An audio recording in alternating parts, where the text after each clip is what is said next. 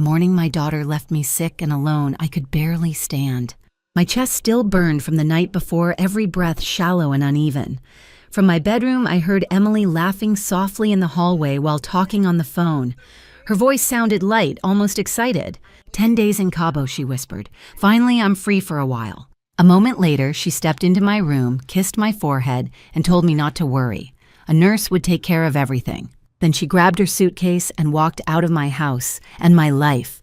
What Emily didn't know was that in less than 48 hours, I was scheduled to sign papers leaving her $150 million. And if she had stayed just one more day, everything would have been different. Before I tell you what happened next, let me ask you something. If your own child left you sick just to go on vacation, how would you feel? If this story touches, you take a moment to like the video so more people can hear it. And if you enjoy real emotional stories like this, subscribe to the channel. I'd also love to hear from you. Leave a comment telling me where you're watching from and what time it is there right now. Sometimes knowing someone out there is listening makes these memories a little easier to share. Now, let me tell you how everything truly began. My name is Michelle Moore, and until recently, I believed I had done everything a mother could possibly do for her child. I'm 72 years old. I live in Chicago in the same large brick house my late husband and I bought more than 40 years ago when our lives were just beginning. From the outside, my life probably looks like a success story. The truth is, in many ways it is. But success has a strange way of hiding certain failures. My husband Robert Moore and I built our business from almost nothing. In the early years, Robert managed the finances while I handled operations. We started with one modest boutique hotel near Lake Michigan. It was barely profitable at first. Some months we wondered if we would lose everything we had invested. But Robert believed in patience and I believed in hard work. Together we built Moore Grand Hospitality Group, a company that now owns luxury hotels across several major cities in the United States. Chicago, New York, San Diego, Miami, places where travelers expect elegance and comfort. We built it slowly, one property at a time. Robert used to say that wealth wasn't about money. It was about stability, the ability to make sure your family never had to struggle the way we once had. For many years, that belief guided every decision we made. And at the center of that belief was our daughter, Emily Moore. Emily was born during the most chaotic period of our lives. At the time, Robert and I were working nearly 16 hours a day trying to save our second hotel from bankruptcy. I remember holding her as a newborn while reviewing invoices and payroll reports late at night. Even then, I promised myself something. No matter how hard our lives were, Emily would never feel the stress and fear that Robert and I had lived through. She would grow up safe, comfortable, protected. And perhaps that was the first mistake I ever made. Emily grew up surrounded by opportunities most children could only dream about. She attended private schools in Chicago, spent summers in Europe with cultural programs, and later studied business at Northwestern. Robert adored her. If Emily wanted something, Robert usually found a way to make it happen. A new car when she turned 18, a luxury apartment when she graduated, funding for a small lifestyle startup she wanted to launch with friends. At the time, it all felt reasonable. After all, we had the resources and we believed helping her succeed was part of being good parents.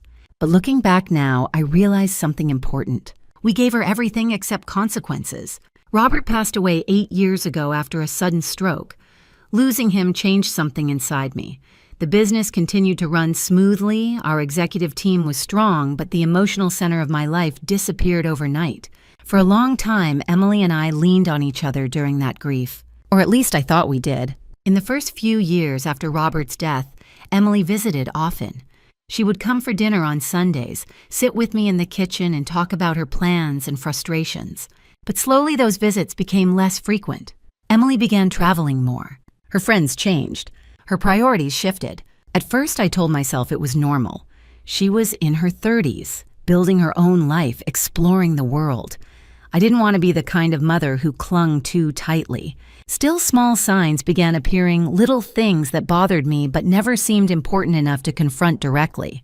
Emily started asking for money more frequently. Not enormous amounts at first, just small temporary loans to cover investments that hadn't paid off yet. A business partnership that fell apart. A real estate opportunity that needed quick capital. Every time something went wrong, I helped her. Because that's what mothers do. Right. But the requests gradually became larger and more urgent. At one point, she asked for nearly $2 million to support a hospitality startup she believed would disrupt boutique travel. I remember hesitating for the first time in years, not because I couldn't afford it, but because something in her tone felt different, less hopeful, more entitled. When I asked detailed questions about the business plan, Emily became defensive. She accused me of not trusting her judgment. The conversation ended awkwardly, but eventually I transferred the money anyway. I told myself it was just another phase of her life. Still, something had begun to change between us. Emily stopped asking about my health. She rarely stayed for dinner anymore. Sometimes weeks passed without a single phone call. When I tried to talk to her about it, she always had the same answer. "Mom, I'm just busy right now." Maybe she was. Or maybe I simply didn't want to see what was happening. 3 months ago, my cardiologist diagnosed me with a serious heart condition. It wasn't immediately life-threatening, but it required careful monitoring and medication. The diagnosis forced me to confront something I had avoided thinking about for years. My legacy. Not the business. That structure was already secure. But my estate. The majority of my wealth had always been held inside a family trust Robert and I created decades earlier. Over time, its value had grown significantly as our hotels expanded. By the time my attorney reviewed the numbers earlier this year, the trust was worth approximately $150 million, and Emily was the sole beneficiary. My attorney, Thomas Bennett, had been Robert's friend since law school. He knew our family history better than almost anyone. When we met to finalize the documents, he asked me a simple question. "Michelle, are you absolutely certain Emily is ready for this responsibility?" At the time, I answered without hesitation, "She's my daughter." Thomas nodded slowly, but I could tell he wasn't completely convinced. Still, the paperwork was prepared. All that remained was my signature. We scheduled the final signing for 2 days from now. I had planned to tell Emily about it that same week. I imagined inviting her over for dinner, pouring a glass of wine, and explaining how proud Robert and I would have been to see her take control of everything we built. I pictured relief in her eyes, gratitude. Maybe even a moment where the distance between us finally disappeared. But instead of that conversation, Emily packed her suitcase. She hired a nurse I had never met, and she left me alone in a house where even the walls suddenly felt unfamiliar. All for a vacation she didn't even bother to tell me the truth about. At the time lying in my bed that morning, I didn't yet know how deep the truth went. I only knew one thing. For the first time in my life, I began to wonder whether my daughter truly understood the meaning of everything Robert and I had built, and more importantly, whether she deserved to inherit it. The morning Emily left still lingers in my memory with uncomfortable clarity. At the time, I was sitting in the sunroom that overlooked our backyard garden, wrapped in a wool blanket, even though it was late spring. My body felt unusually weak that day. The medication Dr. Carter prescribed had helped stabilize my heart, but it also left me feeling drained and dizzy at times. Maria Alvarez, my longtime house manager, had just brought me tea when Emily came down the stairs. She looked radiant. Her hair was styled carefully, her makeup flawless, and she wore a white linen outfit that looked far too relaxed for someone attending what she claimed was a business conference. Behind her, rolling along the hardwood floor, was a large tan suitcase. Not a small overnight bag, a vacation suitcase. "Morning, Mom," she said casually, grabbing a bottle of sparkling water from the kitchen counter. Maria and I exchanged a quick glance, but neither of us said anything. "Morning, sweetheart," I replied, trying to keep my voice steady. "You're leaving already." Emily checked her phone before answering.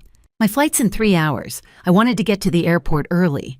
I nodded slowly. "You mentioned something about a conference." "Wellness and Hospitality Innovation," she said quickly. "It's in Santa Monica." She delivered the sentence with the smooth confidence of someone who had already rehearsed it. Normally, I might not have questioned it, but something about the way she avoided eye contact bothered me. "And how long will you be gone?" I asked. "About 10 days. 10 days. The words settled heavily in the room.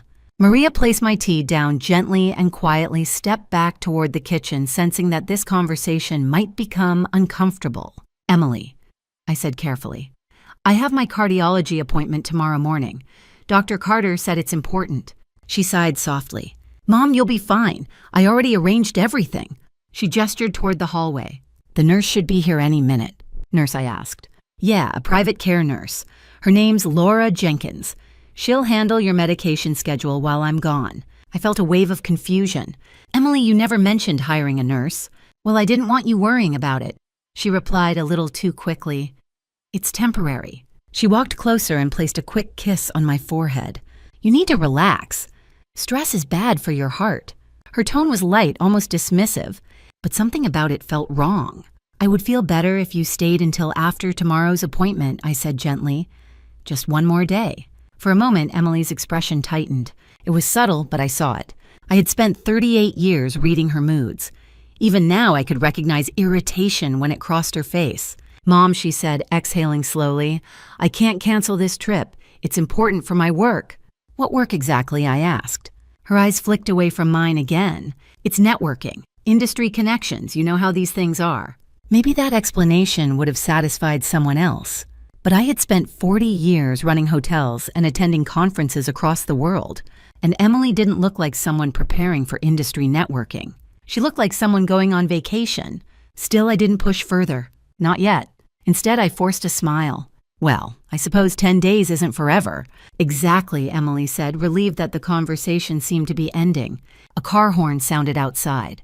My ride's here. She grabbed the suitcase handle and headed toward the door. Emily, I called softly. She paused.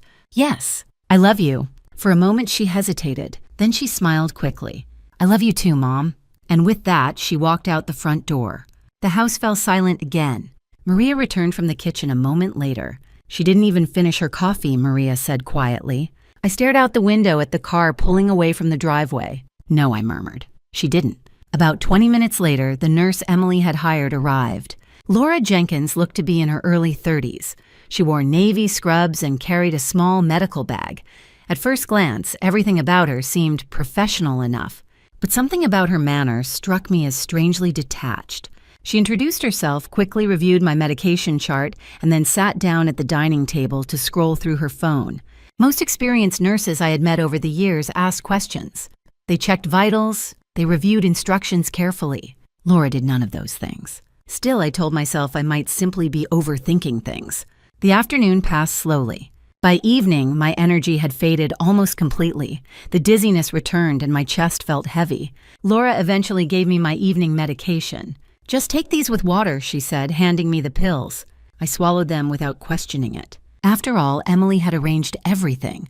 Later that night, while trying to rest, I realized something unusual. Emily had left her iPad behind on the living room coffee table. The screen was still glowing faintly. At first, I ignored it. But sometime around midnight, unable to sleep, I slowly walked into the living room. The iPad screen lit up as soon as I touched it. And there, sitting in the middle of the screen, was an open email. A hotel confirmation. At first, I assumed it must relate to the conference Emily mentioned. But when I looked closer, my heart began to beat faster. The reservation was not in Santa Monica. It was for the Pacific Azul Resort in Cabo San Lucas, Mexico. Check-in today. Length of stay 10 nights. My hands began to tremble. I continued reading.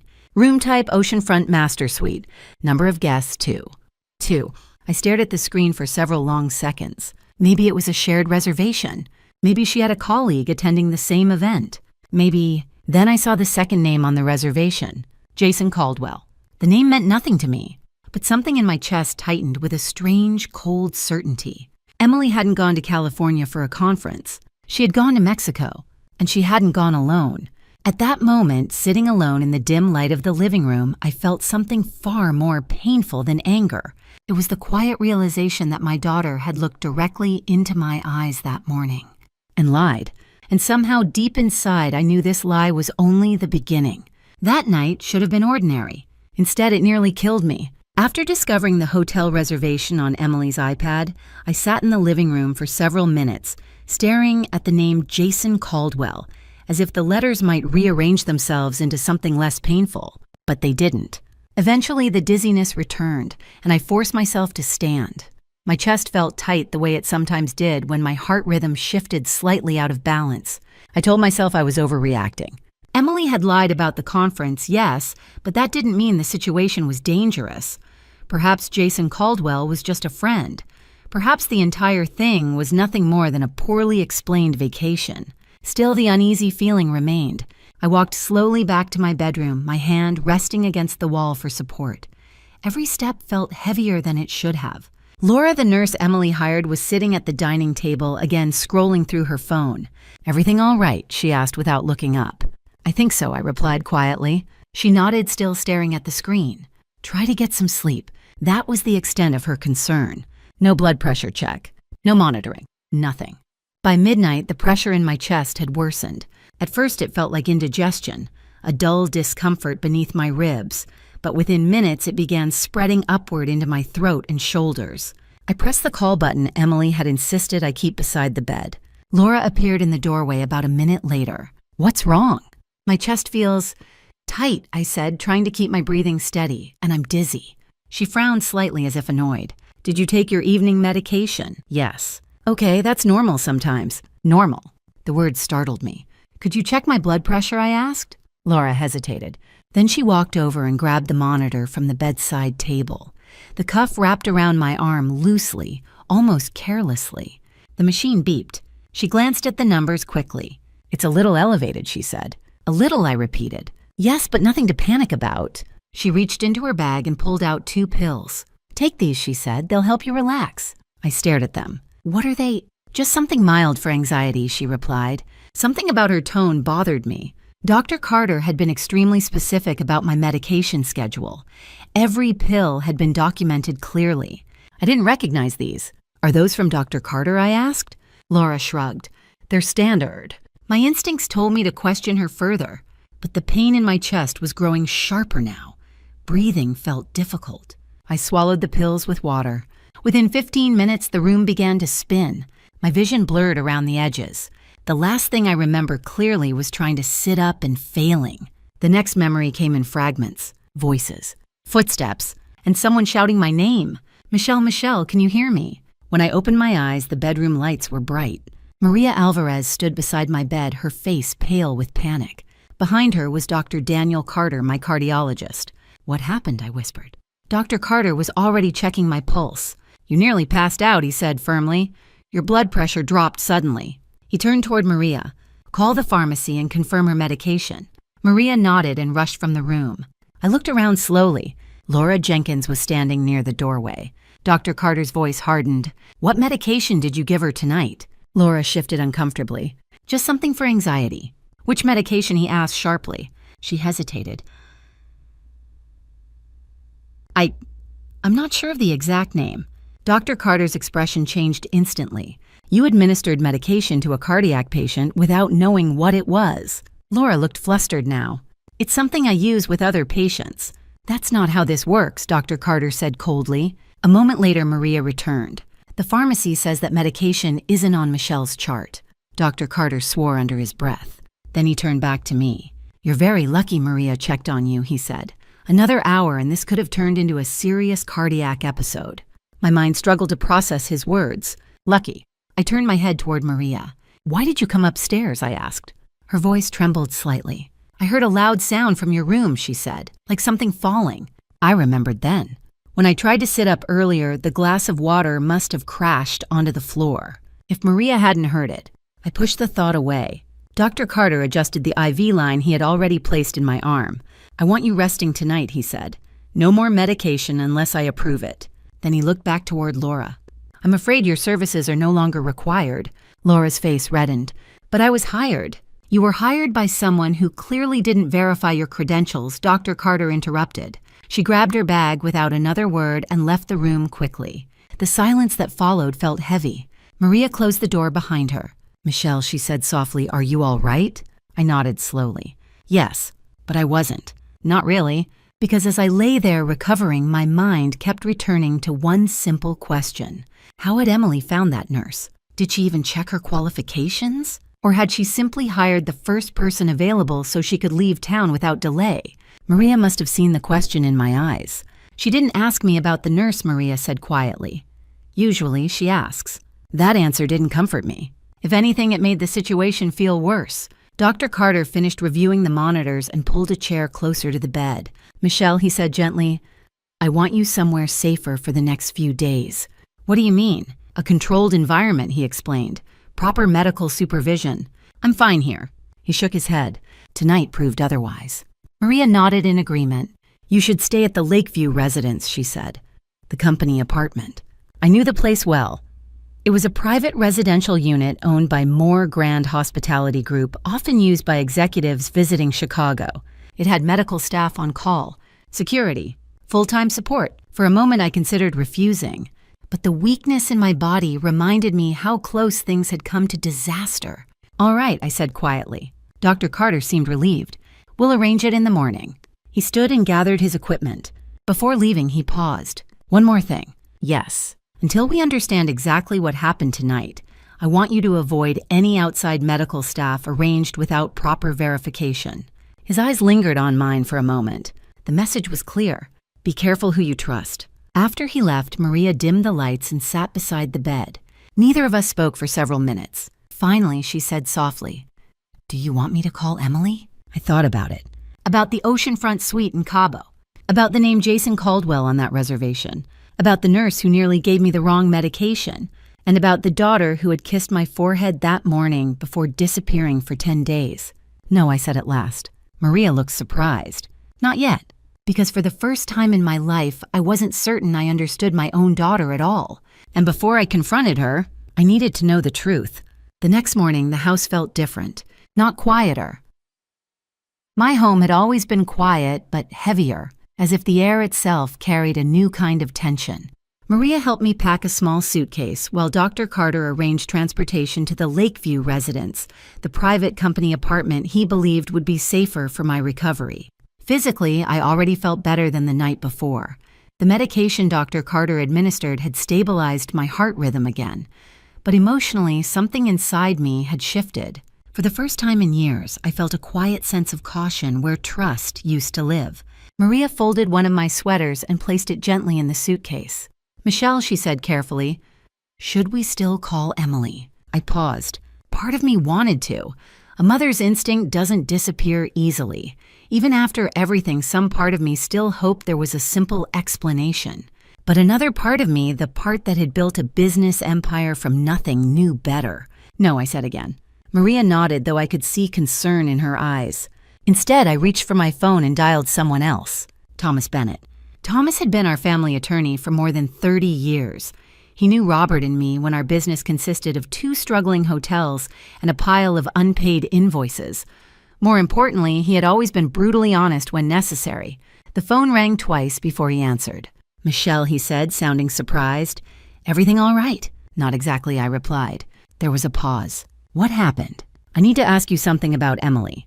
Thomas was quiet for a moment before responding. All right.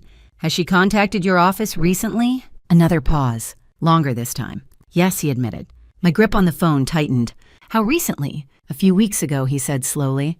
And what did she want? Thomas hesitated. Michelle, I assumed you already knew about it. I don't, I said firmly. He sighed. Emily called my office 3 times last month. 3 times. The number hit me harder than I expected. What kind of questions did she ask? At first they sounded fairly innocent, Thomas said. She asked general questions about estate management and trust structures. That doesn't sound unusual, I said. No, he agreed, but then the questions changed. A knot formed in my stomach. How? She asked about incapacity provisions. The word hung heavily in the air. Incapacity, I repeated. Yes. Specifically, she wanted to understand how control of a family trust transfers if the primary trustee becomes medically unable to manage financial decisions. I felt a sudden chill. And what did you tell her? The truth, Thomas said, that such provisions exist, but they require medical verification and strict legal review. My heart began beating faster again. What else did she ask? Thomas's voice became more cautious. She asked whether temporary cognitive decline could justify appointing an interim trustee. I closed my eyes slowly. And who would that interim trustee be? Most likely the primary beneficiary, he replied. Which meant Emily. Did she say why she was asking? I asked quietly. She said she was worried about your health. Of course she did. And did you believe her? Thomas exhaled. At the time, I wasn't sure. What do you mean? Well, he said carefully, her tone felt more procedural than emotional. Procedural. The word stung. Almost like someone researching a strategy, he added. The room felt suddenly colder. Did she ask anything else? Yes. My heart sank. She asked how quickly those provisions could be activated if a physician determined the trustee was temporarily unfit to make financial decisions. My mind returned instantly to the previous night. The wrong medication, the dizziness, the sudden drop in blood pressure. Thomas, I said slowly, if someone wanted to activate those provisions. Yes. Would a medical incident help support that claim? There was a long silence on the other end of the line. Finally, he said quietly, Michelle, what exactly are you suggesting? I'm not suggesting anything, I replied carefully. I'm asking a question. Another pause. In theory, he said slowly, yes. If a trustee experienced a serious health episode that affected their mental clarity, someone could petition the court to temporarily transfer certain decision-making powers. And how long would that take? If the situation seemed urgent, possibly a few days. A few days. Emily had planned to be gone for 10. My chest tightened again, not from illness this time, but from realization. Thomas, I said when Emily called your office, did she mention anyone advising her? Yes. My heart skipped. Who? A financial consultant named Jason Caldwell. The same name I had seen on the hotel reservation. My suspicion hardened into something far more unsettling.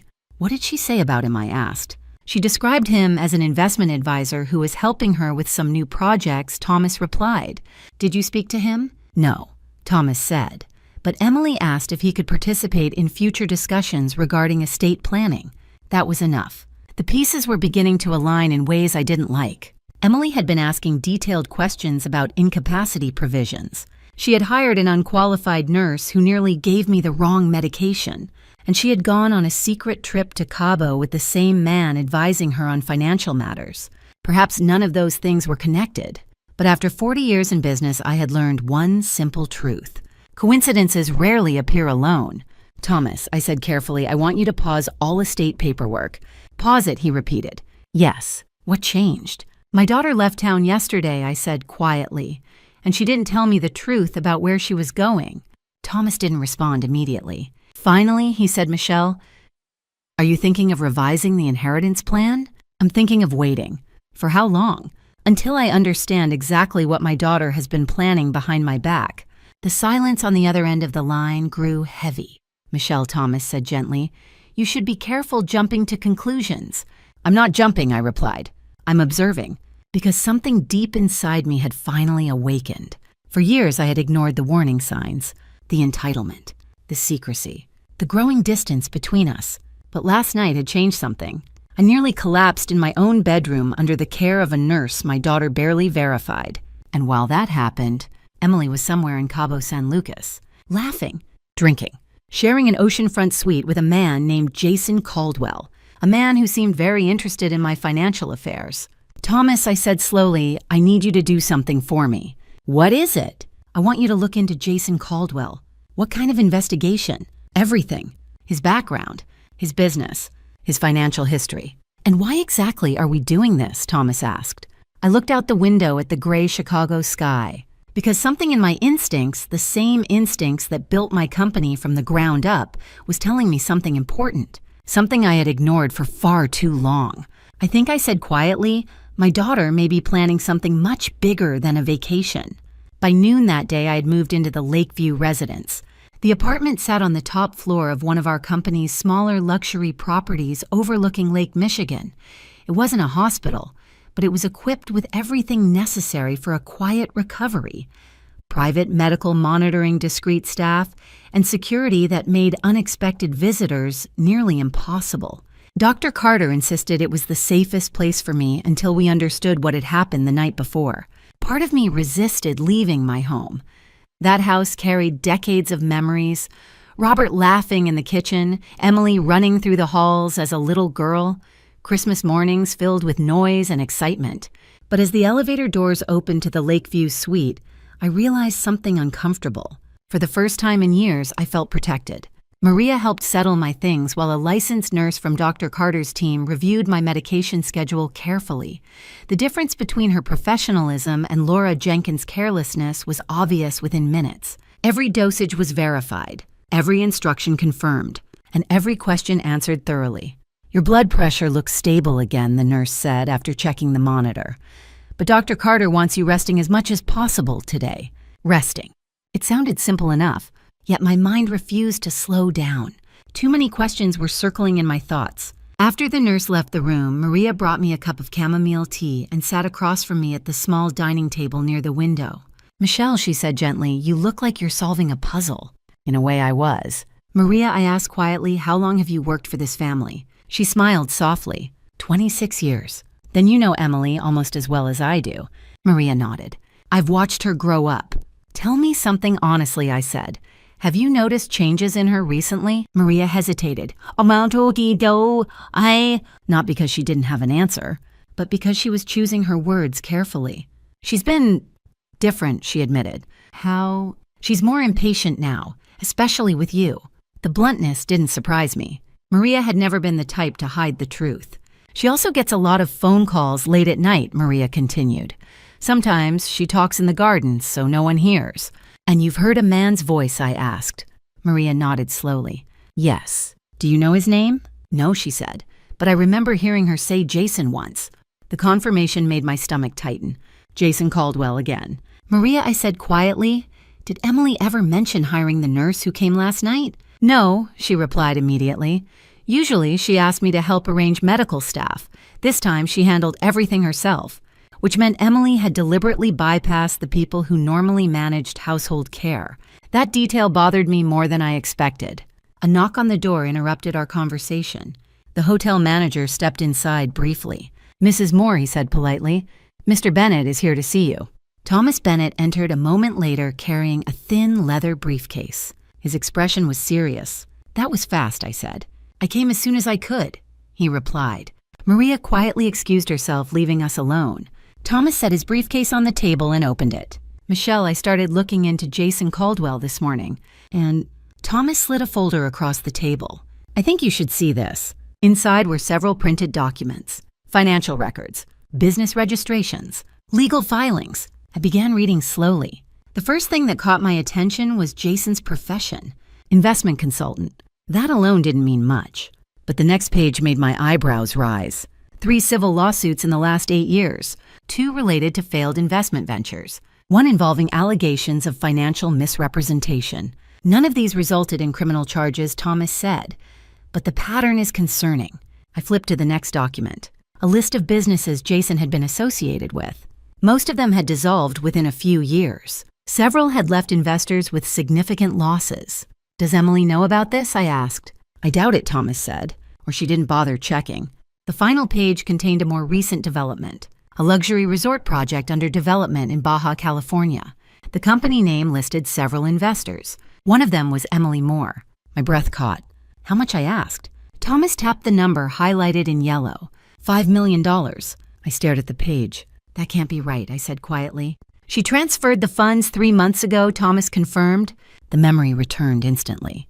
3 months ago, Emily had asked me for a large temporary loan to support a new hospitality project. I had assumed it was one of her experimental startups again. Apparently, it had been something very different. "What's the status of this project?" I asked. Thomas sighed. "Not good." "How bad?" "The land permits are tied up in litigation. Construction has stalled. Investors are starting to pull out, which meant Emily's money might already be gone." "Does she know?" I asked. "I suspect she does," Thomas said. The pieces began sliding into place again. Emily was financially exposed. Her investment was failing. And suddenly, she had become very interested in the legal process of transferring control of my estate. "This resort," I said slowly, who introduced her to it. Thomas didn't need to check the papers. "Jason Caldwell." Of course he did. "And if the project collapses," I asked. "She could lose most of what she invested," Thomas replied. "How much personal debt does she carry?" Thomas hesitated. "More than she should?" The room felt very quiet. Outside the windows, Lake Michigan stretched into the gray horizon. For years, I had believed Emily's financial missteps were harmless. But $5 million wasn't harmless, not even for someone raised in wealth. And if that money disappeared, she might be desperate. "Michelle," Thomas said carefully, "I want to be clear about something." "Yes." "There's still no proof Emily intended to harm you." "I know," I said. "But her questions about incapacity, combined with the financial pressure she's under..." He didn't finish the sentence. He didn't have to, because the possibility was already forming clearly in my mind. Emily had needed money. A lot of money, and quickly. My inheritance would solve that problem instantly. but I wasn't dead. Yet. I pushed the thought away. No conclusions yet, I said firmly. Thomas nodded. Agreed, but we continue watching. Yes, because for the first time in my life, I wasn't simply reacting to my daughter's behavior. I was studying it. Every message, every financial decision, every lie. And if Emily Moore truly believed she could manipulate my illness to gain control of my fortune, then she was about to learn something very important. She might be my daughter, but I was still the woman who built a $150 million empire from nothing. And I had no intention of being outplayed in my own life. 2 days passed before Emily finally called. In those 48 hours, I rested, monitored my health carefully, and studied every document Thomas had brought me. The more I read about Jason Caldwell's history, the more unsettled I became. It wasn't just that his ventures failed, it was the pattern. Each business involved wealthy investors. Each collapse left someone else holding the loss. And in nearly every case, Jason seemed to emerge untouched, moving smoothly into his next opportunity. People like that rarely changed. By the afternoon of the second day, I was sitting by the window overlooking Lake Michigan when my phone rang. Emily's name appeared on the screen. For a moment, I simply stared at it. Part of me still wanted to hear her voice as my daughter, the little girl who used to run through our house with messy hair and scraped knees. But the woman calling now was someone I didn't fully recognize. I answered. "Hi, Mom." Her voice sounded cheerful. Too cheerful. In the background, I heard faint music and what sounded like waves crashing against a shoreline. Cabo. "Hello, Emily," I said calmly. "How are you feeling?" The question sounded rehearsed. "I'm all right," I replied. "Where are you right now?" "At the conference," she said quickly. "It's pretty busy." I glanced at the clock. It was nearly noon in Chicago, which meant it was 10 in the morning in Cabo. The music in the background grew louder for a moment, followed by someone laughing. A man. Emily quickly moved the phone. "Sorry," she said. "Networking brunch." "Of course." "Emily," I said gently, "when are you planning to come home?" "Next week, probably," she answered. "Why?" I let a small pause settle between us. "I had a medical episode 2 nights ago." The silence that followed lasted a full 3 seconds. What she said finally. "Dr. Carter had to come over," I continued. "Apparently, the nurse you hired gave me the wrong medication." Her response came quickly. "Oh my God, are you serious?" The words sounded dramatic, but something about her tone felt strangely hollow. "I'm stable now," I said. "Dr. Carter moved me to the Lakeview residence." "Oh, okay." That was it. No panic, no urgency, no offer to come home. Just a quiet okay. I felt something inside me grow colder. "You're staying there now?" Emily asked. "Yes. And Dr. Carter says you're all right." For the moment. Another pause. Then Emily asked a question that made my suspicion sharpen. "Did you still meet with Thomas this week?" The directness surprised me. "Yes," I said slowly. "Oh," she replied. Her voice shifted slightly. "So, did you go over the estate paperwork?" There it was. Not "how are you feeling now?" Not "do you need me to come home?" The first real concern she voiced was about legal documents. "We discussed it briefly," I said. And nothing," I replied calmly. "The signing hasn't happened yet." Another small silence followed. "Mom," Emily said carefully, "maybe we should go over that stuff soon. Just in case." Just in case. The phrase echoed quietly in my mind. Just in case what? Just in case my health declined? Just in case she needed access sooner? Or just in case she wanted control before anything unexpected happened? "I agree," I said evenly. "We should talk about it when you return." "Good," she replied. Her voice sounded relieved. Then a man's voice spoke somewhere nearby. Emily turned away from the phone. "Hold on a second," she said quickly. The sound of wind rushed across the microphone as she stepped outside. When she returned, her voice dropped lower. "Sorry about that." "Who was that?" I asked. "Oh, just someone from the conference." "Of course." "Emily," I said gently, "you seem very relaxed for someone attending a professional event." She laughed. "Well, it's California." "Mexico," I thought silently. "I'm glad you're enjoying yourself," I said. "Thanks, Mom."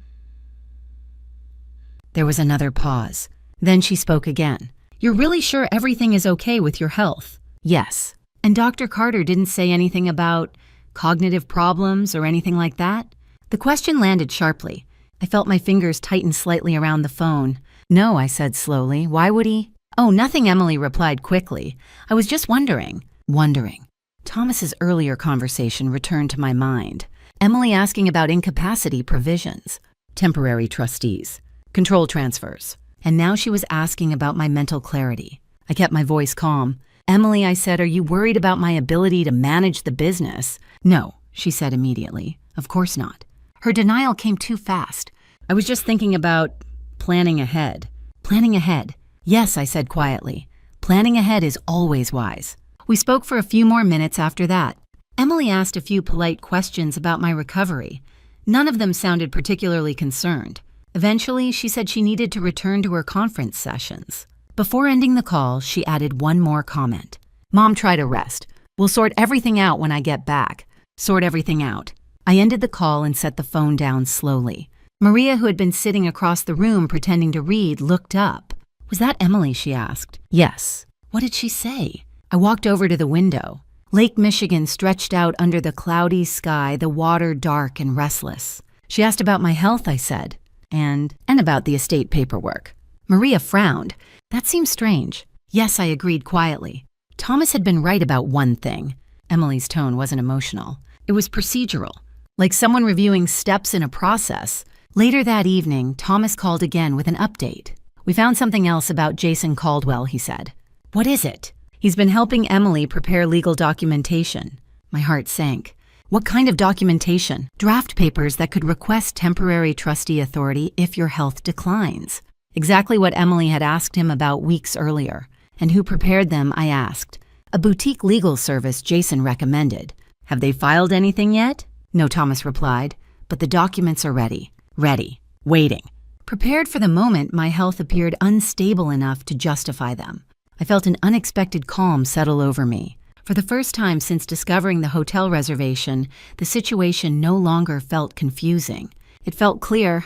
Emily believed she was planning carefully, quietly, strategically, but she had made one critical mistake. She thought I was weak. She thought illness meant helplessness. And she assumed that while she relaxed on a beach in Cabo with Jason Caldwell, I would remain unaware of everything happening behind my back.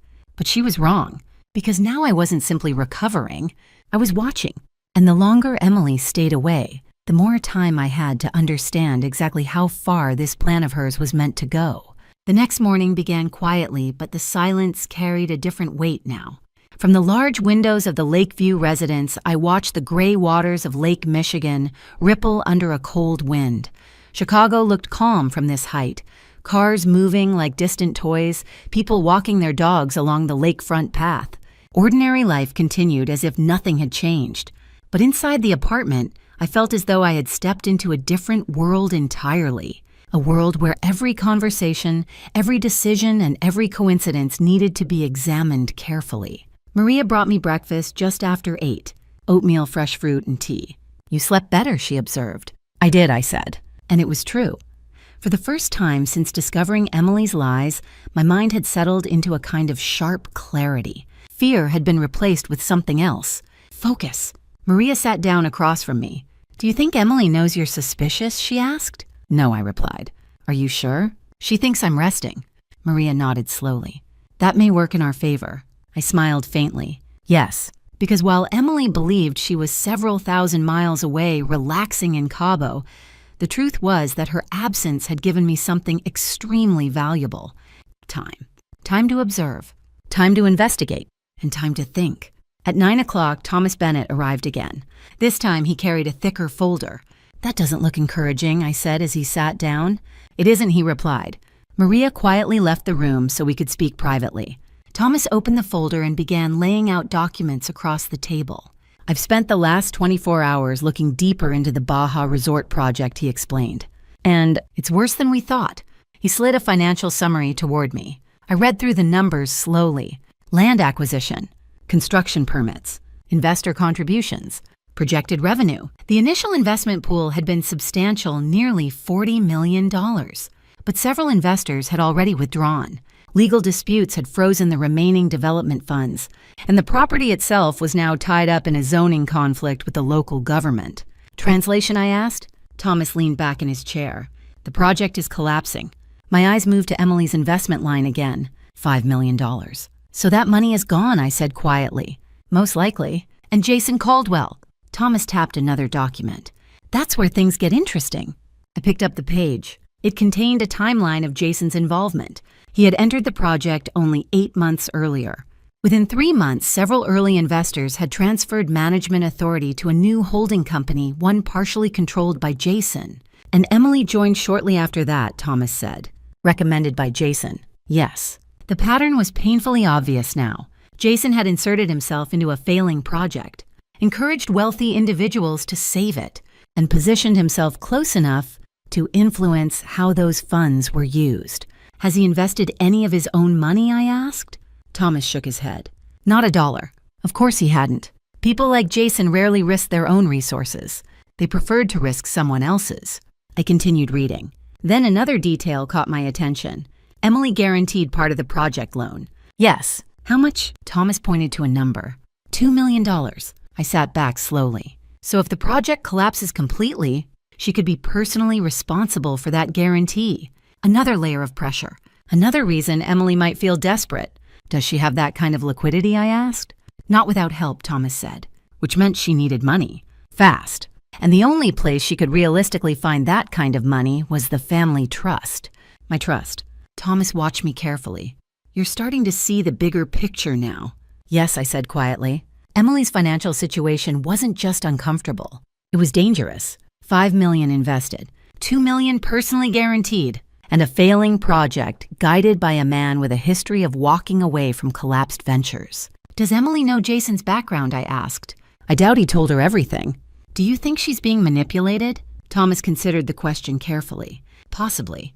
But that doesn't explain the legal research about incapacity provisions. No, it didn't. Emily might have been misled by Jason financially, but the questions she asked Thomas about transferring control of my estate had come from her, not Jason. That part had been deliberate. And there's something else, Thomas added. What? He slid another page across the table. Phone records. I studied them. Emily and Jason had exchanged dozens of calls over the past month, several lasting more than an hour. Late at night, often after midnight, and during the week leading up to her trip. Looks like they're very close, I said dryly. Yes, Thomas replied. Aye. And based on what we've found, they're currently staying in the same suite, which meant their relationship was far more than professional. I looked out the window again. Somewhere far to the south, Emily was probably sitting on a beach chair with a cocktail in her hand, believing she had everything under control. But the truth was very different. Jason Caldwell might be manipulating her, but Emily was still making choices. Choices that included lying to her mother. Choices that included quietly preparing legal strategies tied to my health. Thomas, I said after a moment, do you think Emily understands how dangerous this situation is? I'm not sure she does, he admitted. Jason probably tells her what she wants to hear, that the resort will recover, that her investment will double, that once she controls the trust, she can easily solve everything. I exhaled slowly. That explanation made sense. Desperation mixed with arrogance. A dangerous combination. What do you want to do next? Thomas asked. I turned back to the table. The papers. The numbers. The evidence of choices Emily had been making without my knowledge. For years, I had protected her from consequences. But this situation was different, because now those consequences were beginning to circle around me. I want to continue watching, I said. For how long? Until Emily returns. And then, I folded my hands together. Then we have a conversation. Thomas studied my face carefully. That conversation may not be easy. No, I agreed. It won't. But something inside me had already settled. Because for the first time since all of this began, the confusion had disappeared. I finally understood what was happening. Emily was under pressure. Jason was influencing her. And somewhere along the way, my daughter had convinced herself that my illness made me vulnerable, weak, easy to maneuver. But she had forgotten something very important. Long before I was Emily's mother, I was a woman who had built an empire by recognizing when someone was trying to take advantage of me. And once I recognized that pattern, I never ignored it. The decision to call Emily home came 2 days later. During that time, my health continued to stabilize under Dr. Carter's supervision. My heart rhythm improved, the dizziness faded, and the heavy pressure in my chest gradually disappeared. Physically, I felt stronger. Mentally, I felt sharper than I had in years. Thomas and I had spent nearly 48 hours reviewing every document related to Emily's investment in the Baja Resort. By the end of that investigation, the situation had become painfully clear. Emily was in serious financial trouble. $5 million invested, $2 million guaranteed personally, and a project that was collapsing under legal disputes and missing funds. Even worse, Jason Caldwell appeared to be positioning himself carefully to walk away without suffering any personal losses. If that happened, Emily would be left holding the consequences. In many ways, I felt a strange mixture of emotions about that. Part of me was angry. Part of me was deeply disappointed. But another part of me, the mother who had watched Emily grow up, felt something else. Concern. Because even after everything I had learned, I still couldn't completely shake the instinct to protect my child. The problem was that protecting her now might mean protecting her from herself. Late that afternoon, Thomas sat across from me in the Lakeview residence while we discussed the next step. "She doesn't know we've discovered any of this," he said. "Correct," I replied. "And she believes you're simply resting and recovering." "Yes." Thomas leaned back in his chair. "That gives us an advantage." It did. But advantage alone wasn't enough. "What we need now," I said slowly, "is clarity." "Meaning?" "Emily needs to face the truth." Thomas studied me carefully. "You want to confront her. I want to give her an opportunity." "An opportunity for what?" "To tell the truth." Because despite everything I had uncovered, one question still remained unanswered. Did Emily truly intend to manipulate my illness to gain control of the family trust? Or had she simply allowed desperation and poor judgment to push her toward dangerous decisions? The difference mattered. Not legally, but emotionally. "If she lies again," Thomas said quietly, "you'll know where she stands."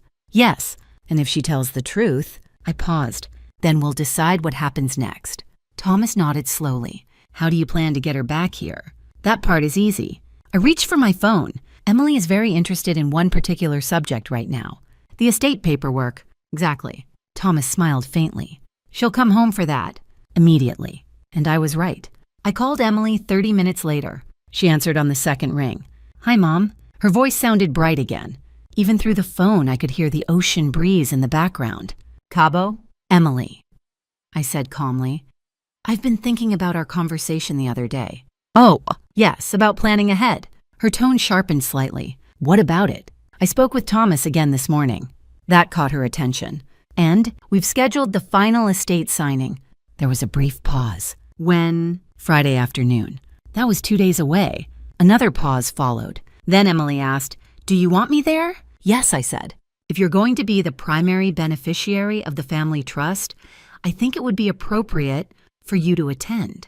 The silence on the line lasted longer this time. I could almost hear her mind calculating. "Friday," she repeated. "Yes, that's sooner than I expected." "I know," I replied calmly. "But after the medical scare earlier this week, I'd rather finalize everything while I'm feeling well."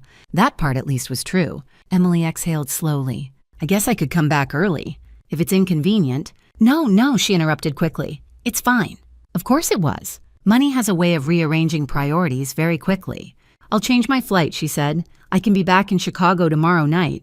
"That would be perfect." We exchanged a few more polite sentences before ending the call. When I set the phone down, Thomas raised an eyebrow. "Well, she's coming home." "How soon?" "Tomorrow evening." That was fast. "Not really," I said quietly. Thomas understood. $150 million is a powerful motivator. Yes, but as I stared out at the lake again, I felt no satisfaction. Only a strange, quiet sadness. Because somewhere deep inside, I realized something painful. Emily wasn't coming home because I was her mother. She was coming home because she believed there was something waiting for her. Something valuable. Something she needed. And that realization made the coming confrontation feel heavier than I had expected. "Thomas," I said after a moment when she arrives, "I want a full meeting arranged." "With who present?" "You." "Of course. Dr. Carter as well." Thomas nodded. "And anyone else?" "Yes. The trustees from the family foundation." He looked slightly surprised. "That's a large audience for a private conversation." "This won't just be a private conversation," I said. "Why not?" "Because Emily needed to understand something clearly. This wasn't just about money. It was about responsibility, legacy, and trust. The Moore Family Trust wasn't simply a bank account. It supported charities, employees, and dozens of programs Robert and I had built over decades. Whoever controlled it carried enormous responsibility. And if Emily believed she could obtain that responsibility through deception, she needed to learn otherwise. "She'll have one chance to be honest," I said quietly. "And if she isn't," I folded my hands slowly, "then the inheritance plan changes." Thomas didn't ask what that meant. He already knew. The trust could easily be redirected. Charitable foundations, employee trusts, educational endowments. The money Robert and I built could continue helping people even if Emily never received a single dollar of it. But part of me still hoped it wouldn't come to that. Because despite everything, Emily was still my daughter. And somewhere in my heart, I still wanted to believe she could make the right choice when it mattered most. Late the next evening, Maria returned from the airport with news. Emily's plane landed, she said. I nodded slowly. Is she coming here? Yes. How did she sound? Maria hesitated. Nervous. That made sense. Emily probably sensed that something about this situation had shifted. But she still believed she understood the rules of the game. She believed she was walking into a meeting where her future inheritance would be confirmed. What she didn't know was that by the time she walked through the doors of that room, the entire future of the Moore family legacy might already be hanging in the balance. The meeting was scheduled for Friday afternoon. By then, Emily had been back in Chicago for less than 24 hours. Maria told me she arrived late the night before, looking exhausted but determined. Apparently, she had gone straight home, slept for a few hours, and then spent most of the morning making phone calls. I could guess who one of those calls was with. Jason Caldwell. By the time the car brought me to my Chicago townhouse that afternoon, the house looked exactly the same as it always had. The brick walls, the tall windows, the quiet garden in the back, it all appeared familiar and peaceful. But inside, something felt very different. The atmosphere carried a quiet tension. Thomas Bennett arrived first. He stood near the large dining table where we had arranged the meeting. Are you ready? He asked gently. As ready as I'll ever be, I replied. Dr. Daniel Carter arrived shortly after. His presence served two purposes. First, he could confirm my medical condition if necessary. Second, his authority made it very clear that no one could casually question my mental clarity. The final guests were the two trustees who helped oversee the Moore Family Foundation. They had worked with Robert and me for years. Neither of them spoke much when they entered the room, but I could see curiosity in their eyes. They knew something serious was about to happen. Emily arrived last. She walked into the room with careful composure, wearing a fitted navy dress and heels that clicked sharply against the wooden floor. At first glance, she looked exactly like the confident woman I had always hoped she would become. But when her eyes met mine, I noticed something else. Uncertainty. Mom, she said softly. Emily. She stepped forward and gave me a brief hug. Her embrace felt polite rather than emotional. I'm glad you're feeling better, she said. Thank you. She looked around the room. Thomas. Dr. Carter. The trustees. Her smile faded slightly. I didn't realize this was such a formal meeting. Thomas gestured toward a chair. Please sit. Emily sat down slowly. Her eyes moved from one face to another. Is something wrong? She asked. No, I said calmly. Not yet. The room fell silent. For a moment, no one spoke. Then I folded my hands together on the table. Emily. I began. I wanted you here today because we need to discuss several important matters. She nodded. The estate. Yes. Her posture straightened slightly. I'm ready to talk about that. I'm sure you are, I replied. Her eyes narrowed slightly, sensing something in my tone. But before we discuss the estate, I continued, there are a few other topics we should address. Emily glanced at Thomas. What topics? I leaned back in my chair. Your trip. She blinked. My trip. Yes. To California. Emily nodded quickly. Yes, the conference. I watched her carefully. And how was it? Productive, she said. Interesting. Did you enjoy the networking? Of course.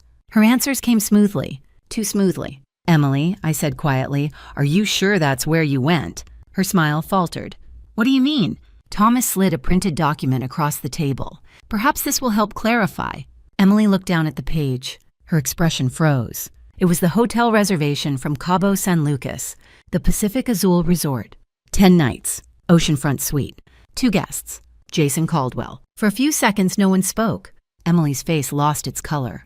Where did you get this? She asked quietly. I believe that question is less important than another one, Thomas replied calmly. Which is? Why you lied about your trip. Emily looked at me. Mom, I can explain. I'm listening. She swallowed. It wasn't a conference. I know. It was a personal trip. With Jason Caldwell. Her eyes widened slightly. Yes. Dr. Carter remained silent, watching carefully. And who exactly is Jason Caldwell? I asked. Emily hesitated. He's an investment consultant. And more. Her voice lowered. He's someone I've been seeing. The trustees exchanged brief glances. Romantic involvement wasn't illegal, but it was hardly the entire story. Emily, I said gently, when you left this house 3 days ago, I was recovering from a cardiac episode. I know, she said, and yet you chose that moment to travel to Mexico. Her voice sharpened slightly. You had a nurse who nearly caused another medical emergency. Emily looked startled. What? The medication she gave me was incorrect, Dr. Carter said firmly. Emily turned toward him. I didn't know that. Perhaps not, he replied. But it happened. She looked back at me. I'm sorry. Are you? Her lips tightened. Yes. I held her gaze for several seconds. Then I spoke again. Emily, there is another issue we need to discuss. Her shoulders stiffened. What issue? Thomas opened another folder. Your financial investments. Emily's eyes flashed toward him. What about them? Specifically, Thomas continued your involvement in the Baja Resort project. The color drained from her face again. How do you know about that? Because you used family funds to support it. Her voice rose slightly. That money was a loan. Yes, Thomas said, and it appears that loan has already been invested. Emily looked at me again. Mom, the project is temporary. It's just experiencing some delays. $5 million worth of delays, I asked. Silence. And $2 million in personal guarantees. Emily's eyes widened. How did you? Because I asked questions, I replied calmly. Her composure was beginning to crack. Mom, I was going to tell you about it. When? Soon. After the project succeeded. Yes. And if it failed? She didn't answer. Because we both knew the truth. That was when Thomas placed one final document on the table. Emily looked at it slowly. Then her expression changed completely. Because this document wasn't about investments. It was about something else. Something far more serious. Legal research regarding temporary trustee authority in cases of medical incapacity. Her own inquiry. Her own request. The same questions she had asked Thomas weeks earlier. I watched her carefully. Emily, I said quietly, would you like to explain why you were researching ways to transfer control of my estate if I became medically unfit? The room fell into absolute silence. And for the first time since this meeting began, Emily Moore had no easy answer. The silence in the room felt suffocating. Emily stared at the document on the table as if it had suddenly appeared out of thin air. Her fingers trembled slightly as she picked it up, scanning the legal language she clearly recognized. The same legal language she had requested weeks earlier. How did you get this? She asked quietly. Thomas answered calmly. You asked our office for information regarding incapacity provisions in the Moore Family Trust. Emily's eyes flickered between him and me. I was just asking questions. About what exactly, I asked. Her voice grew defensive. About planning ahead. Planning for what? For the future, she said. I leaned forward slightly. Emily, the document in front of you outlines procedures for transferring control of my estate if I become medically incapable of managing it. She didn't respond. It also states that the most likely interim trustee would be you. Her jaw tightened. That's standard. Yes, I agreed. But your timing is unusual. She looked up sharply. What does that mean? It means, Thomas said calmly, you began researching these procedures shortly before your mother experienced a serious cardiac episode. Emily's eyes flashed with anger. Are you accusing me of something? No, I said. I'm asking for honesty. The word hung in the air between us. Honesty. Something that had been missing for far too long. Emily glanced around the room. Dr. Carter sat quietly observing. The two trustees remained still. Thomas watched carefully. She was surrounded by people who understood exactly what was being discussed. Her voice softened slightly. I was worried about you, she said. I studied her face. Were you? Yes. Then why didn't you come home when you learned I had nearly collapsed? Her mouth opened slightly, then closed again. I didn't realize it was that serious. Dr. Carter told you it was, I replied. She looked down at the table. I thought you were stable. Stable enough for you to continue your vacation in Cabo. Her head snapped up. It wasn't a vacation. Oh, it was. She stopped herself because she knew the word conference no longer worked. The hotel reservation had already destroyed that lie. Emily, I said gently, how long have you been involved with Jason Caldwell? Her eyes hardened slightly.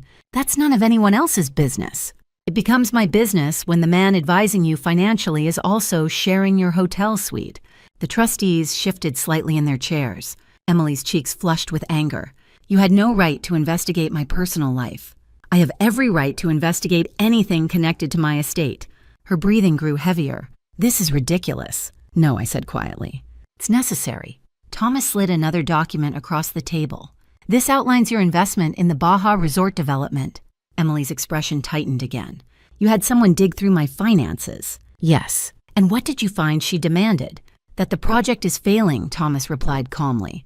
"That's temporary, perhaps, but $5 million have already been invested." Emily's eyes flicked toward me. "I told you it was a business opportunity. You asked me for a loan without explaining the full risk. I was going to tell you once it stabilized. And if it didn't." She said nothing. Thomas continued. "You also personally guaranteed $2 million of the project's financing."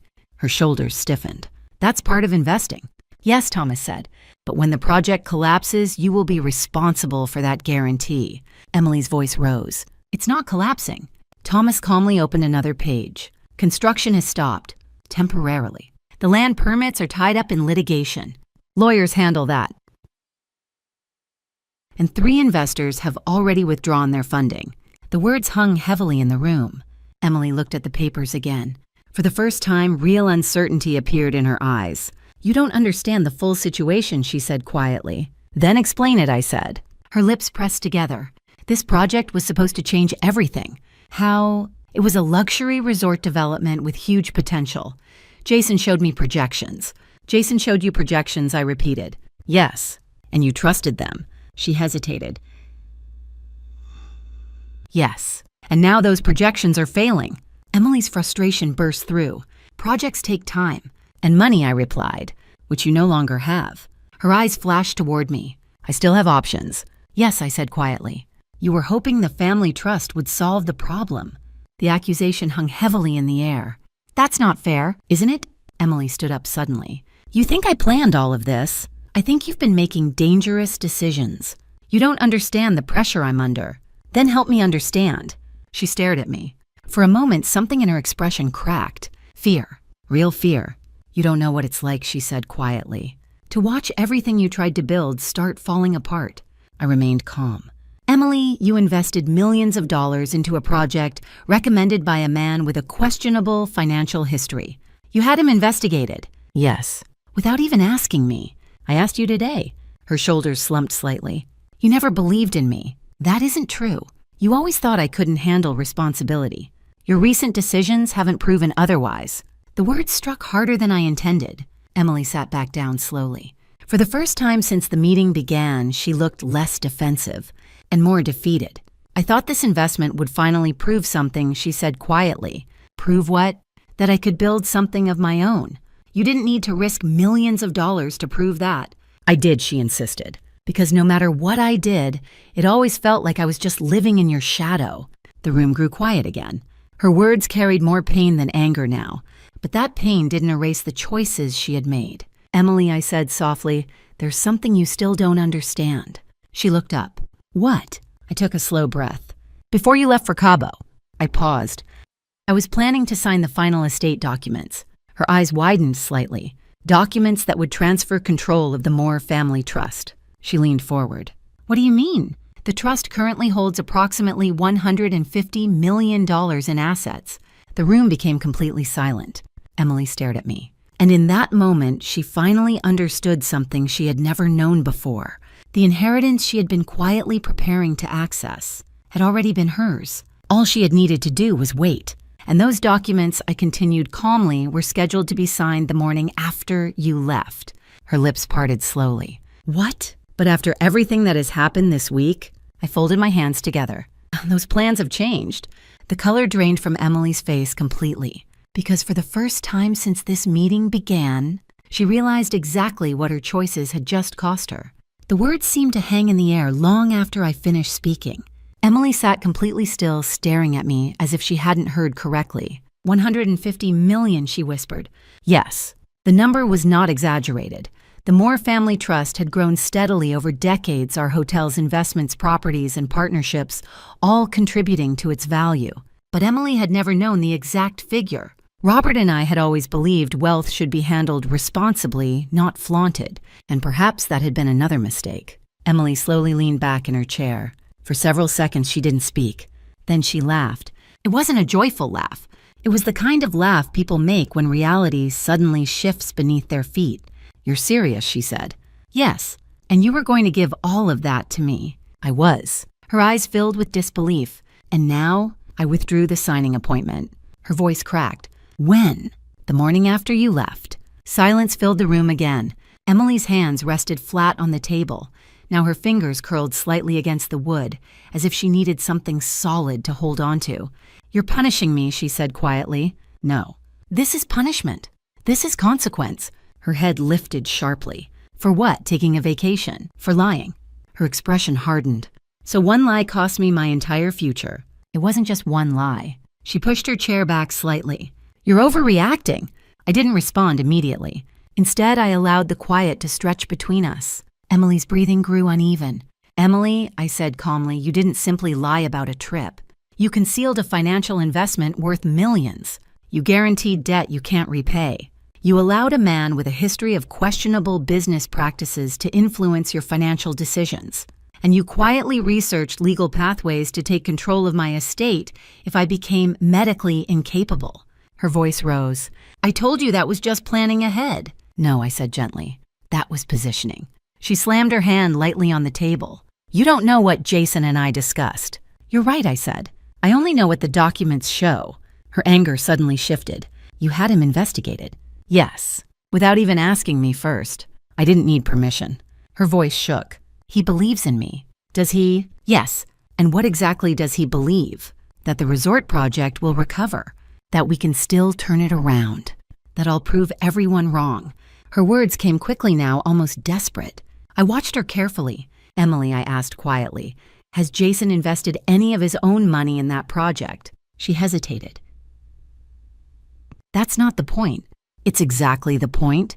Her eyes dropped briefly. "He's guiding the strategy. With your money." She looked back up at me. "You think he's using me. I think you're taking enormous risks based on promises that may never materialize. You don't understand him." "You're right," I said calmly, "but I understand patterns."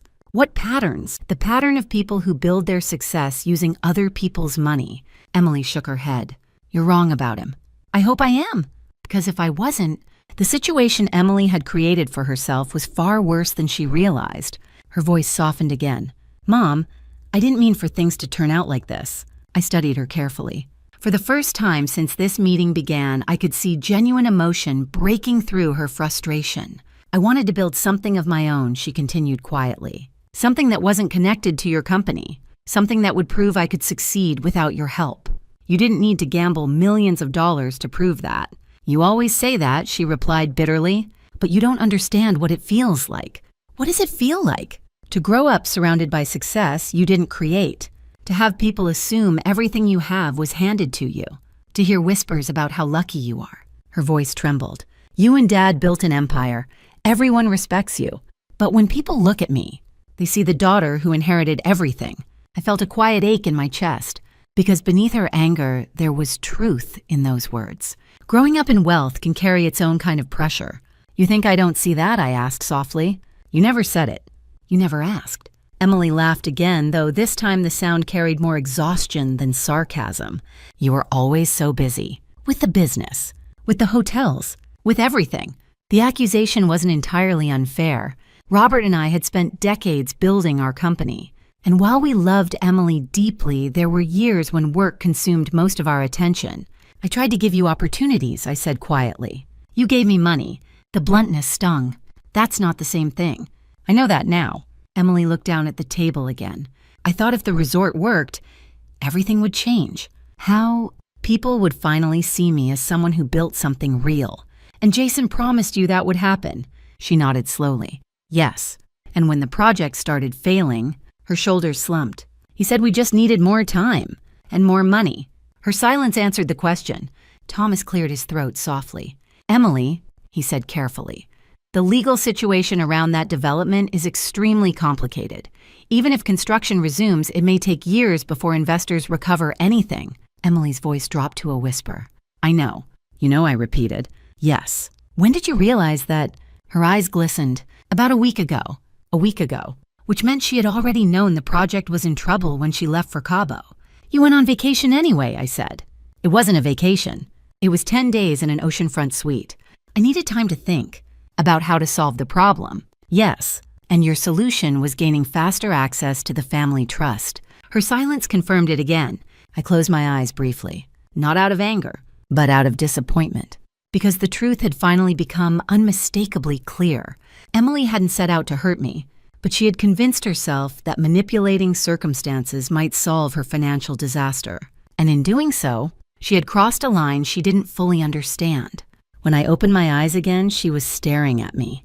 "Mom," she said quietly, "are you really taking the inheritance away?" I held her gaze. Yes. The single word landed like a stone. Emily's face crumpled slightly. But that money was always meant for me. It was meant for someone I trusted to protect the legacy your father and I built. I can still do that. Right now, you're trying to save yourself from a financial collapse. Her voice broke. I can fix it. Maybe you can. And if I do, that doesn't change what happened. The room fell silent again. Because in that moment, Emily finally understood something she had never faced before, for the first time in her life. Her actions had consequences that no amount of money could erase. For several long seconds after my last words, no one in the room moved. Emily sat frozen in her chair, her eyes glassy with disbelief. The confident composure she had walked in with was gone now. In its place was something far more fragile. Fear. Real fear. "I can't believe you're doing this," she whispered. "I'm not doing anything to you," I replied quietly. "You are," she said, her voice rising. "You're destroying my future." I studied her face carefully. "Emily, the future you're describing is the one you built around an assumption." "What assumption?" "That this inheritance would always be waiting for you." Her jaw tightened. "It was supposed to be." "No," I said calmly. "It was supposed to be earned through trust." She pushed her chair back and stood up abruptly. "You're acting like I committed some kind of crime. I'm acting like you made decisions that put this entire family legacy at risk. I didn't touch the trust.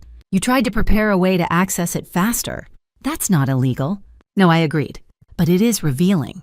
Emily ran a hand through her hair, pacing a few steps across the room. "You're twisting everything."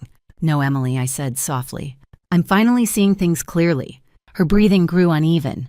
"You think I'm some kind of villain. I think you're someone who panicked. And panic makes people dangerous."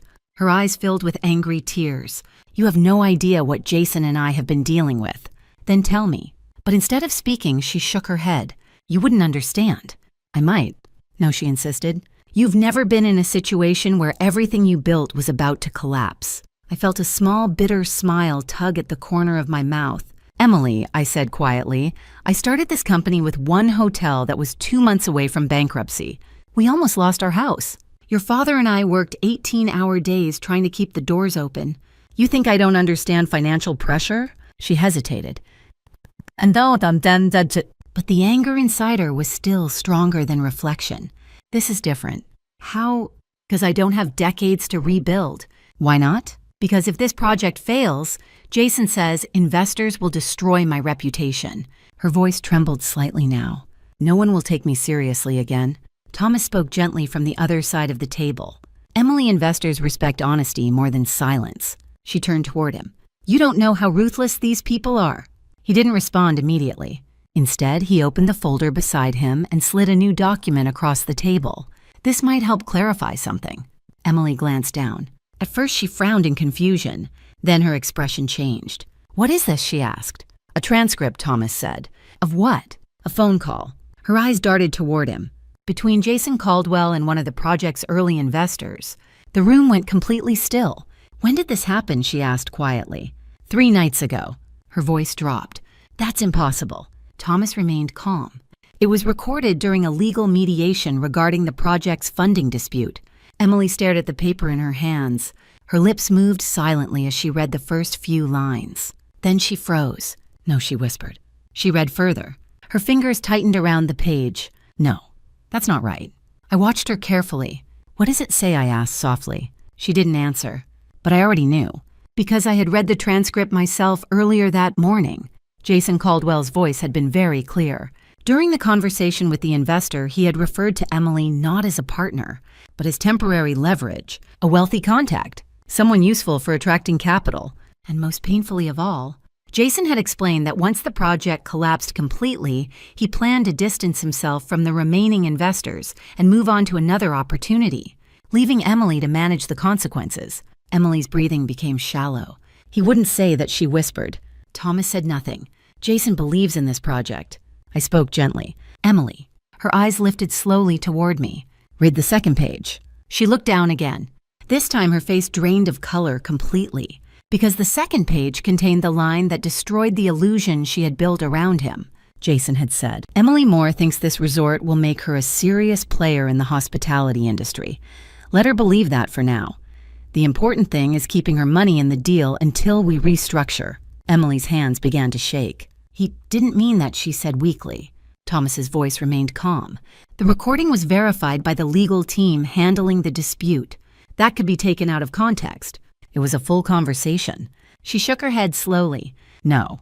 For a moment, the confident woman who had defended Jason so fiercely disappeared. In her place stood a daughter who suddenly realized something terrible. Jason told me he was fighting for this project, she whispered. Maybe he was, I said gently, but not for the reasons you believed. Tears slid down her cheeks now. He said we were partners. You were. In the sense that you provided capital. Emily sank back into her chair. The paper slipped from her fingers onto the table. He told me we were building something together, she murmured.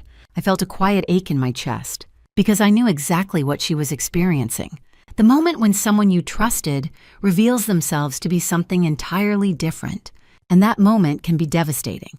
He also told me, Emily continued softly, that if I gained control of the family trust, we could stabilize the project.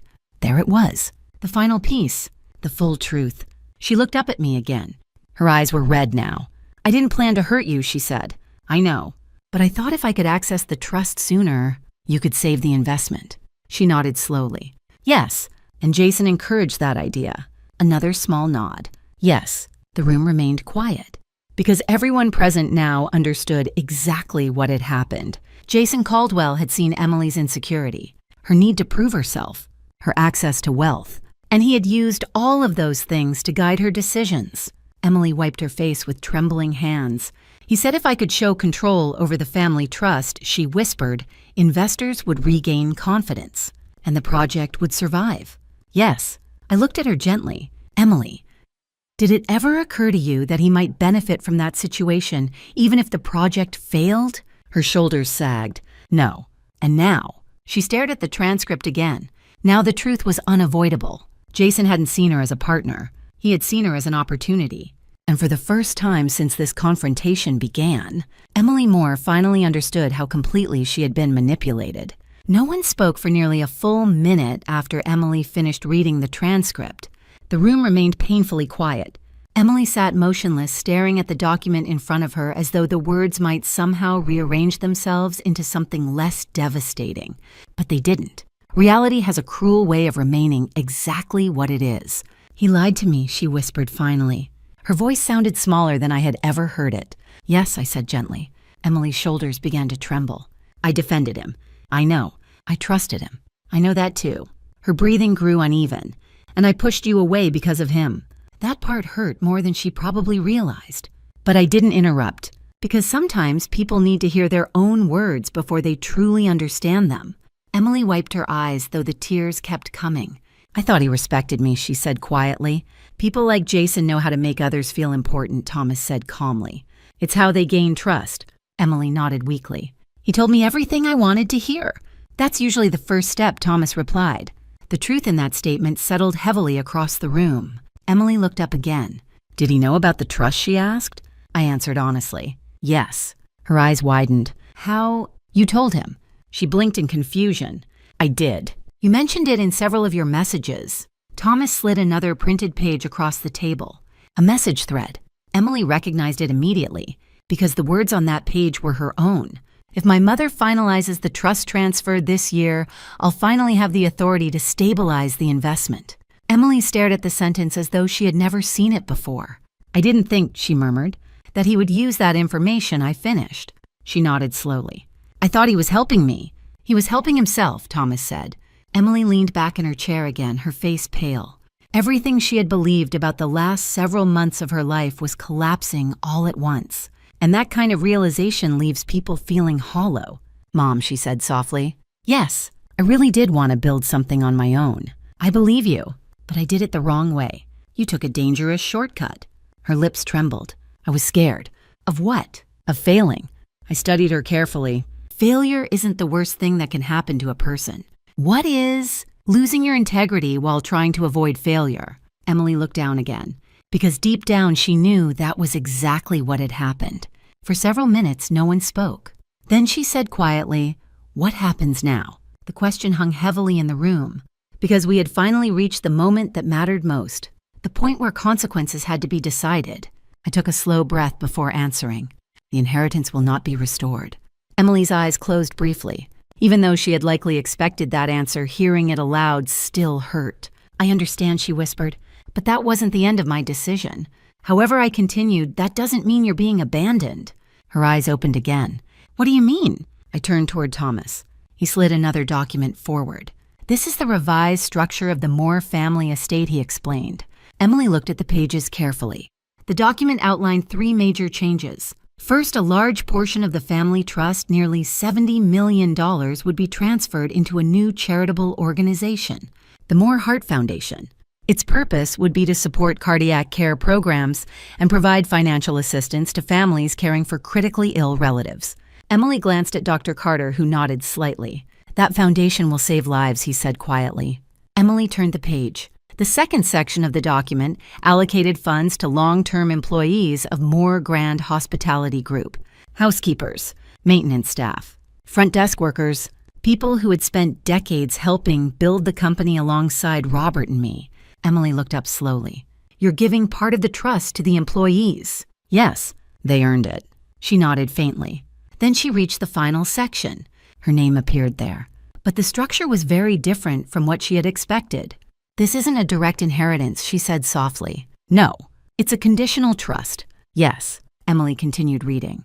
"The trust would cover basic living expenses, educational programs, and professional development.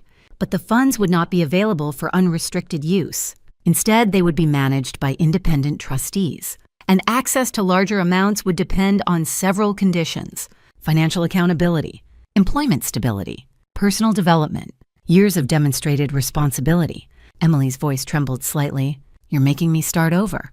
I'm giving you the opportunity to rebuild." She swallowed. "With supervision." "Yes, like a child, like someone who needs a second chance." Emily stared at the document again. "This could take years." "I know. That means I won't have the money to save the resort." "No," I said calmly. "You won't." She closed the folder slowly. For a moment, disappointment flickered across her face again, but something else appeared beneath it. Relief. The pressure she had been carrying for months was finally dissolving, because the impossible solution she had been chasing, the quick access to enormous wealth, was no longer available. Now there was only one path left: responsibility. "This is the first honest gift I've given you," I said gently. She looked up. "What do you mean?" "For most of your life, I solved problems by writing checks." Her eyes softened. "That didn't help you grow." "No," she admitted quietly. "So this time," I continued, "I'm giving you something else." "What?" "A chance to prove who you are without relying on money." Emily took a long breath. Then she nodded slowly. "I'm scared." "That's normal." "I don't know if I can fix everything." "You don't have to fix everything at once." Her voice was barely above a whisper now. "What if I fail?" I met her eyes. "Then you learn and try again." Because the truth was simple. Money could solve many problems, but it could never build character. That was something Emily would have to discover on her own. And for the first time since this entire situation began, she finally seemed ready to try. The weeks that followed the meeting were quieter than I expected. After such a storm of confrontation and truth, I had imagined the aftermath would be dramatic. More arguments, more tension, perhaps even a permanent fracture between Emily and me. But real life rarely unfolds with theatrical intensity. Instead, it moves slowly. And healing, when it happens at all, arrives even slower. My health continued improving under Dr. Carter's supervision. The medication adjustments worked well, and within a month I was able to return to my home without constant monitoring. For the first time since the cardiac episode, I could walk through my garden again without feeling dizzy. The simple pleasure of fresh air and sunlight felt strangely precious. At the same time, the plans for the Moore Heart Foundation moved forward quickly. Robert and I had always believed that wealth carried responsibility. Now that belief was becoming something tangible. Dr. Carter helped assemble a medical advisory board. Thomas finalized the legal structure. And Maria, who had been part of our family for more than 2 decades, accepted a new role overseeing daily operations for the foundation. "You trust me with something this big?" she asked the day I offered her the position. "I trust you with my life," I said. "That's bigger." The foundation's first programs launched within 3 months. Cardiac treatment grants for families without insurance, support services for caregivers, scholarships for nursing students specializing in cardiovascular care. Watching those projects begin gave me a quiet sense of peace. Robert would have approved. But while those changes were unfolding, the question everyone wondered about remained unanswered. What would happen to Emily? For the first 2 weeks after our meeting, she disappeared almost completely. She stopped returning calls. She left her apartment in Chicago. Even Thomas couldn't reach her. Part of me worried she had chosen to run away from the consequences of everything that had happened. But then one afternoon, Maria walked into my study with a curious expression. "You might want to see this," she said. She placed a tablet on my desk. It displayed a news article from a small business website. The headline read, "Baja Resort Project Faces Investor. Lawsuits as Financial Irregularities Surface." I scanned the article quickly. Several early investors had filed legal complaints against the development company. Funds had been mismanaged. Construction had officially halted. And Jason Caldwell, unsurprisingly, had already disappeared from the project's leadership structure. His name appeared nowhere in the current filings. "He's gone," Maria said quietly. "Yes," I replied. "People like Jason always leave before the collapse becomes final." Maria studied the article. "What about Emily?" That question lingered longer, because the article mentioned something else. Emily Moore had officially withdrawn from the project. She had surrendered her remaining financial interest and agreed to cooperate with investigators reviewing the development's financial records. "She walked away," I said. Maria looked surprised. "That couldn't have been easy." "No," I agreed. "It wasn't." 3 weeks later, Emily appeared at my front door. She didn't call ahead. She didn't bring any dramatic speeches or elaborate apologies. She simply rang the bell.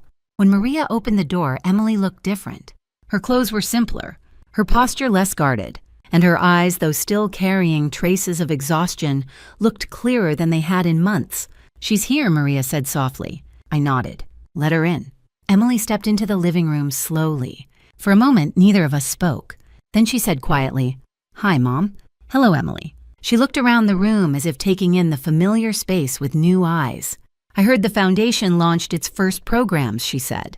"Yes, that's really good. Thank you." She hesitated. "I also heard you offered Maria the director position." "Yes, she deserves it." Emily nodded slowly. "I agree." For several seconds, the silence returned. Then she spoke again. "I started therapy." The words came out simply, without defensiveness, without excuses.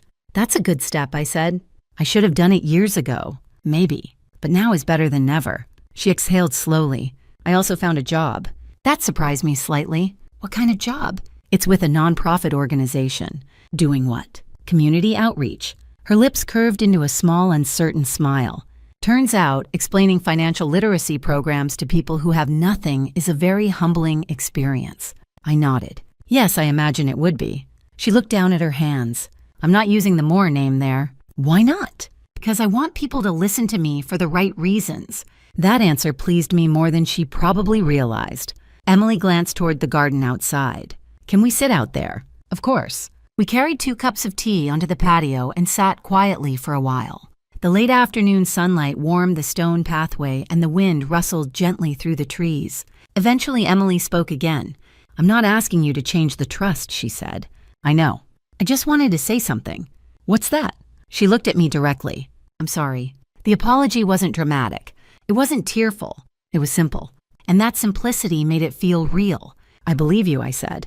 Emily's shoulders relaxed slightly. "But that doesn't mean everything is fixed overnight," I added gently. "I understand. Trust takes time." "I know." She sipped her tea quietly. Then she said something that surprised me. "For the first time in my life, I'm not trying to prove anything to anyone." That must feel strange. It does, but also peaceful. I smiled faintly. That's a good place to start. We sat in silence for a while longer after that. There were still many things left unsaid between us. Years of misunderstandings, mistakes, and wounds that would take time to fully heal. But something important had changed. Emily wasn't asking for money. She wasn't asking for control. She was simply sitting beside me, sharing a quiet moment. And sometimes, that is how real healing begins. Before we end this story, I want to share something with you. Life has a strange way of testing our relationships, especially the ones that matter most. Money, success, and ambition can reveal parts of our character we didn't even know existed. But the truth is, wealth doesn't create who we are. It only exposes it. For many years, I believed love meant protecting my daughter from every possible mistake. I solved problems with money. I removed obstacles before she had the chance to face them herself. In doing so, I thought I was helping her. But sometimes protection becomes a cage. And sometimes the greatest act of love a parent can offer is not rescue, but honesty. Emily had to lose something important before she could begin finding herself again. Not the money, but the illusion that money could solve everything.